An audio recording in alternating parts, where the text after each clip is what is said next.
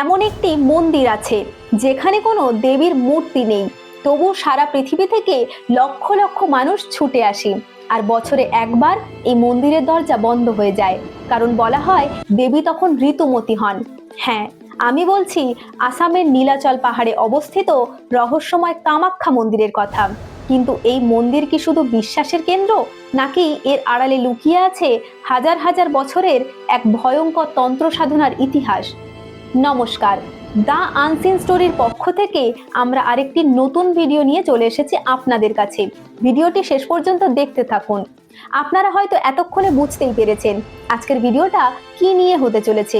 আজকে আমরা কথা বলবো কামাখ্যা মন্দির সম্পর্কে। কে প্রতিষ্ঠা করলো, কিভাবে হলো, সব বলবো এই ভিডিওতে। তাহলে চলুন জেনে নেওয়া যাক। কিন্তু তার আগে যারা যারা ভিডিওটি দেখছেন তারা অবশ্যই কমেন্ট বক্সে জয় মা কামাখ্যা লিখে দেবেন। ভিডিওটি ভালো লাগলে অবশ্যই লাইক করে দেবেন। তাহলে চলুন জেনে নেওয়া যাক পুরো বিষয়টা। হিন্দু পুরাণ মতে যখন সতী দেহত্যাগ করেন, তখন শোকাহত শিব তার দেহ কাঁধে নিয়ে তাণ্ডব শুরু করেন। সৃষ্টির ভারসাম্য রক্ষা করতে ভগবান বিষ্ণু সুদর্শন চক্র নিয়ে সতীর দেহ খণ্ডিত করেন। যেখানে যেখানে সেই অঙ্গ পড়েছিল সেখানে সৃষ্টি হয় শক্তিপীঠ। কথিত আছে সতীর যোনির অংশ পড়েছিল এই নীলাচল পাহাড়ে, আর সেই স্থানেই প্রতিষ্ঠিত হয় কামাখ্যা, শক্তির সবচেয়ে গুপ্ত এবং শক্তিশালী পীঠস্থান। এখানে কোনো মূর্তি নেই, গর্ভগৃহ আছে, একটি পাহাড়ের ফাঁক যার ভেতর দিয়ে চিরকাল জল প্রবাহিত হয়। ভক্তরা বিশ্বাস করেন এই পাথরই দেবীর প্রতীক। কিন্তু রহস্য এখানেই শেষ নয়। প্রতি বছর জুন মাসে মন্দির 3 দিনের জন্য বন্ধ থাকে। এই সময়টিকে বলা হয় আম্বুবাচী। বিশ্বাস করা হয় এই 3 দিন দেবী ঋতুমতী হন। মন্দিরের ভেতরে সাদা কাপড় রাখা হয়। 3 দিন পরে সেই কাপড় লাল রক্তে রঞ্জিত হয়ে বেরিয়ে আসে। ভক্তরা এই কাপড়কে প্রসাদ হিসাবে গ্রহণ করেন।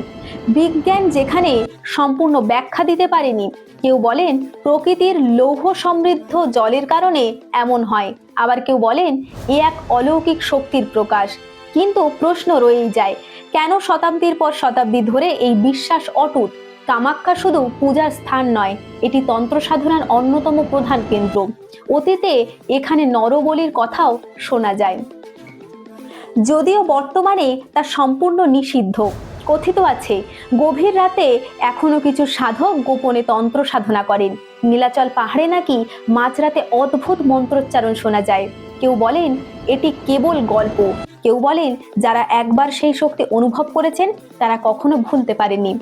বর্তমান মন্দিরটি 16 শতকে কোচ রাজা নরনারায়ণ পুনর্নির্মাণ করেন। তখন থেকেই এটি উত্তর পূর্ব ভারতের এক গুরুত্বপূর্ণ তীর্থস্থান। আজও প্রতিদিন হাজার হাজার ভক্ত এখানে প্রার্থনা করতে আসেন, কেউ সন্তান কামনায়, কেউ সাফল্যের আশায়, কেউ বা শুধুমাত্র এক অদ্ভুত শক্তির স্পর্শ পেতে।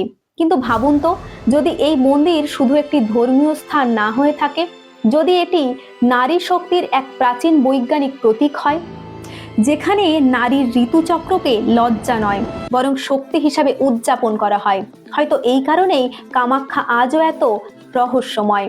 এটি শুধু বিশ্বাস নয়, এটি প্রকৃতি, নারী শক্তি এবং সৃষ্টির এক অনন্ত চক্রের প্রতীক।